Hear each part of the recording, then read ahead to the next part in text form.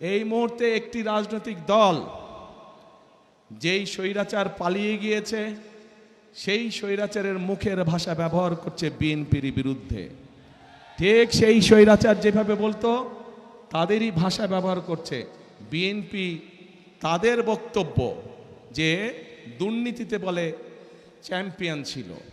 তা আমার প্রশ্ন 2001 থেকে 2006 সাল পর্যন্ত তাদেরও তো দুজন সদস্য বিএনপির সরকারে ছিল না? ছিল।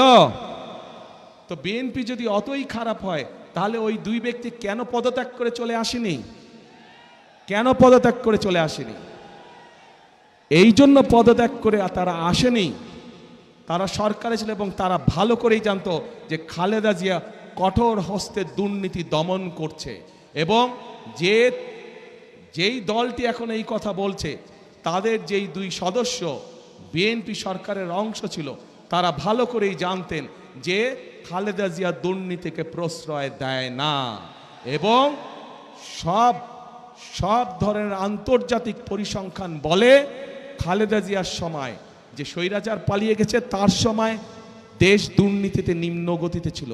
এবং খালেদা জিয়া যখন 2001 সালে দেশ পরিচালনার দায়িত্ব পায় তখন ধীরে ধীরে বাংলাদেশ দুর্নীতির করাল গ্রাস থেকে বের হতে শুরু করলো।